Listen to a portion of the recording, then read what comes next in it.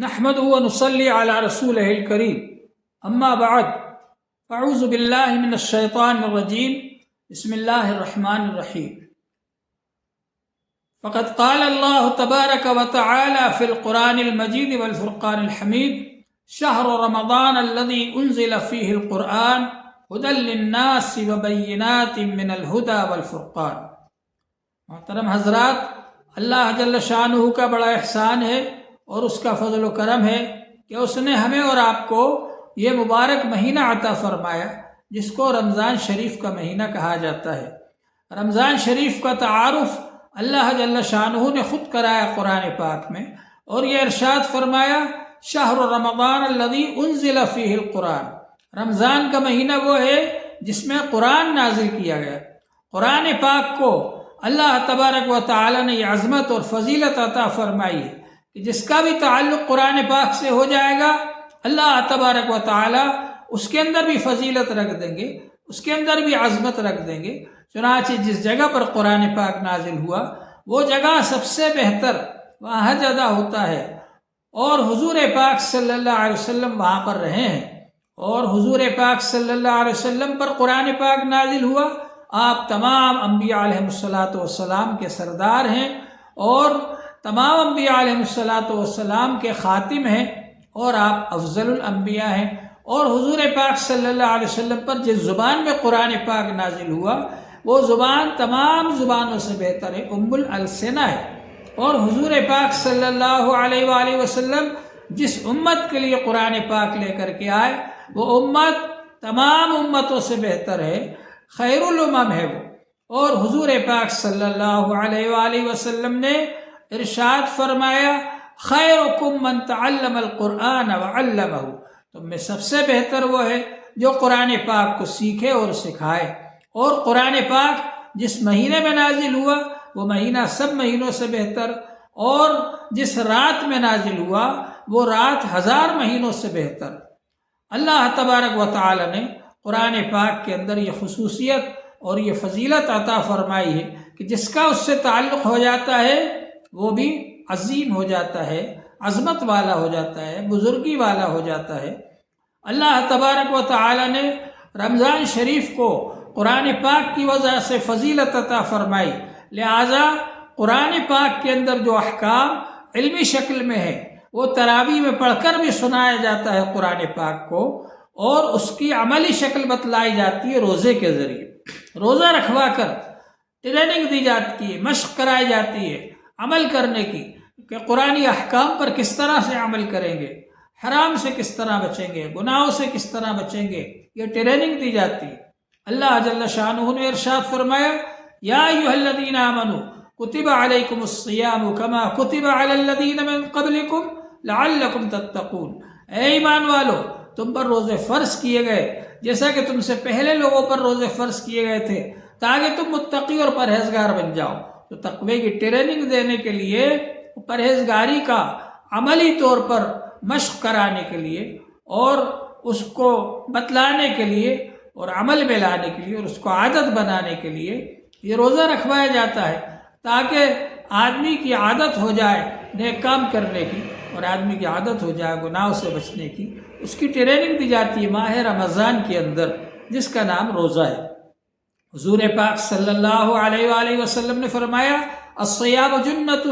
روزے گناہوں سے بچنے کے لیے ڈھال ہے، شیطان کے وار سے اور شیطان کے حملے سے بچنے کے لیے ڈھال ہے۔ حضور پاک صلی اللہ علیہ وآلہ وسلم نے ارشاد فرمایا اذا کان یوم صوم احدکم، جب تم میں سے کسی کا روزہ ہو فلا یرفث، تو وہ بے حیائی کا کام نہ کرے، ولا یسخب، اور وہ شور و غوغا نہ کرے، شور نہ مچائے، اور اسی طرح سے فرمایا کہ وہ کسی سے جھگڑا بھی نہ کرے، کسی سے گالی گلوچ بھی نہ کرے، اور اگر اس سے کوئی گالی گلوچ کرے تو وہ یہ کہے، اس سے کوئی جھگڑا کرے تو وہ یہ کہے کہ بھائی میرا تو روزہ ہے، میں روزے دار ہوں، میں آپ سے جھگڑا نہیں کر سکتا۔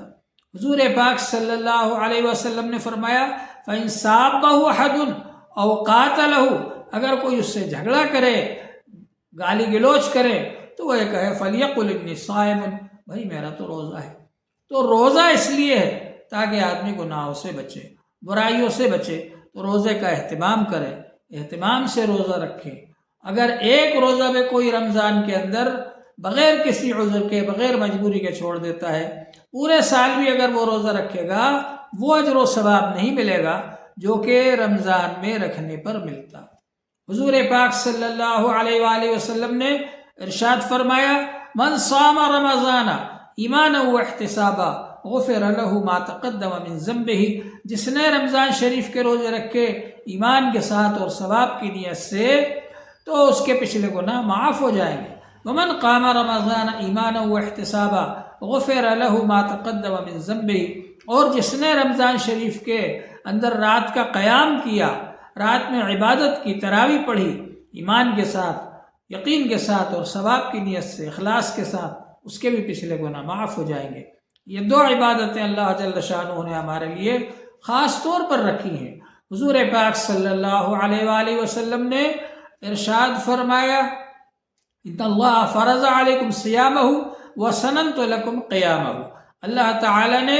رمضان کے روزوں کو فرض قرار دیا اور تراویح کو میں نے تمہارے لیے سنت قرار دیا۔ حضور پاک صلی اللہ علیہ وآلہ وسلم نے ارشاد فرمایا، الصیام والقرآن یشفعان، روزہ اور قرآن دونوں اللہ کے دربار میں سفارش کریں گے۔ یقول الصیام یا ربی منعتہ الطعام والشہوات فی النہار فشفعنی فیہ، روزہ کہے گئے پروردگار میں نے اس کو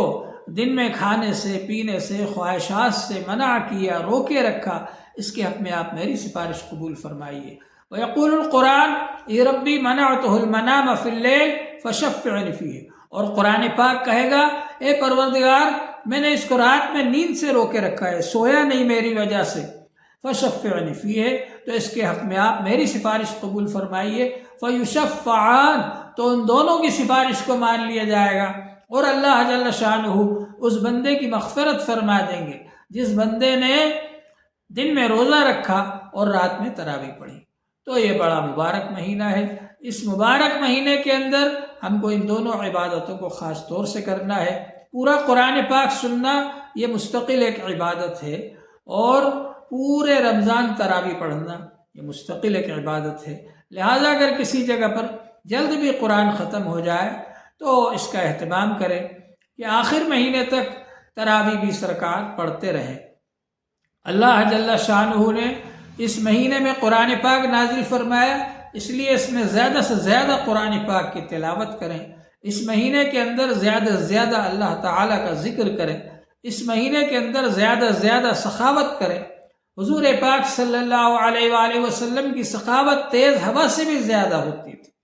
حضور پاک صلی اللہ علیہ وسلم کے بارے میں صحابہ کرام کہتے ہیں کہ آپ تیز ہوا سے بھی زیادہ سخی تھے۔ جس طرح سے تیز ہوا بہت سارا سامان اڑا کر ادھر سے ادھر لے جاتی ہے، حضور صلی اللہ علیہ وسلم اس سے بھی زیادہ سخاوت فرماتے تھے۔ لہٰذا رمضان المبارک کے مہینے میں ہم لوگوں کو اپنا زکوٰۃ اور صدقہ اور عطیہ وغیرہ دیں، خاص طور سے دینی مدارس کے اندر دیں۔ جو دینی مدرسے دین کی حفاظت اور دین کی خدمت کر رہے ہیں، موجودہ دور کے اندر دین کو مٹانے کی کوششیں کی جا رہی ہیں، دین کو ختم کرنے کی کوششیں کی جا رہی ہیں، اور اس کے اندر بدعتیں جاری کی جا رہی ہیں، اور اس کے اندر ایسی چیزیں جاری کی جا رہی ہیں تاکہ دین پر لوگ صحیح عمل نہ کر سکیں، صحیح شکل میں دین باقی نہ رہے۔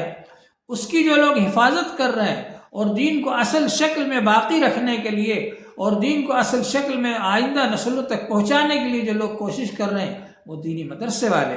دینی مدرسوں والوں سے زیادہ کوئی اللہ پر یقین رکھنے والا نہیں ہوگا، دینی مدرسوں سے زیادہ کوئی اللہ پر بھروسہ کرنے والا نہیں ہوگا، دینی مدرسوں سے زیادہ کوئی اللہ کا ولی نہیں ہوگا۔ دینی مدرسے میں جو خدمت انجام دینے والے ہیں ان کی ہم قدر کریں، رمضان مبارک کی ہم قدر کریں۔ رمضان کے اندر بے روزہ رہنا بہت بڑا گناہ ہے، اور اگر کوئی شخص بے روزہ ہے اور وہ عام لوگوں کے سامنے کھاتا پیتا پھرتا ہے تو وہ رمضان کی توہین کر رہا ہے، رمضان کے احترام کے خلاف ہے یہ بات، اس کو اس سے بچنا ضروری ہے۔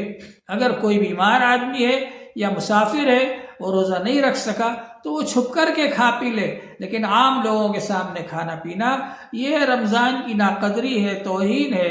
اور بے احترامی ہے، اس سے بچنا بہت ضروری ہے۔ اسی طرح سے قرآن پاک کے اہتمام کے ساتھ میں پڑھیں، اہتمام کے ساتھ میں سنیں قرآن پاک کو، اور اس کی کوشش کریں کہ جتنی دیر تک حافظ صاحب قرآن پاک پڑھ رہے ہیں پیچھے کھڑے ہو کر کے اہتمام کے ساتھ میں سنیں، تو آکے صحیح طور پر قرآن پاک کو سن سکیں۔ قرآن پاک کا ادب احترام کرنا یہ بہت زیادہ ضروری ہے، علماء کرام کا ادب احترام کرنا یہ بہت زیادہ ضروری ہے، دینی مدارس کی قدردانی کرنا یہ بہت زیادہ ضروری ہے۔ جن دینی مدرسوں کے اندر باہر کے بچے رہتے ہیں، پڑھتے ہیں، اور ان کے کھانے کا، پڑھنے کا، رہنے کا انتظام کیا جاتا ہے، اور ان کی تعلیم و تربیت کا انتظام کیا جاتا ہے، ایسے دینی مدارس کے اندر زکوٰۃ اور صدقہ اور عطیہ دینے سے کئی درجے زیادہ اجر و ثواب ملتا ہے۔ ایک تو غریب یتیم کی خدمت کا ثواب ملتا ہے،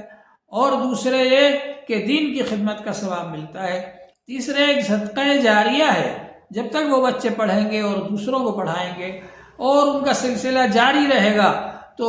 شروع میں جن لوگوں نے شروع میں پڑھنے والے بچوں کی مدد کی ان کو بھی اجر و ثواب ملتا رہے گا۔ تو یہ صدقہ جاریہ ہے۔ ہونا چاہیے کہ ہم خود جا کر کے معلومات کریں دینی مدارس میں کس چیز کی ضرورت ہے اور وہاں اس کو پہنچائیں، ورنہ یہ کہ جب دینی مدارس کے سفراء حضرات یا علماء کرام ہمارے پاس آئیں تو ہم ان کا تعاون کریں، ان کے ذریعے سے ہم مدرسے کی خدمت کریں، مدرسے کو تعاون دیں اور اجر و ثواب حاصل کریں، اور رمضان میں یہ اجر و ثواب بہت زیادہ بڑھ جاتا ہے۔ اللہ جل شانہ ہم سب کو اس کی توفیق عطا فرمائے۔ وآخر دعوانا الحمد للہ رب العالمین۔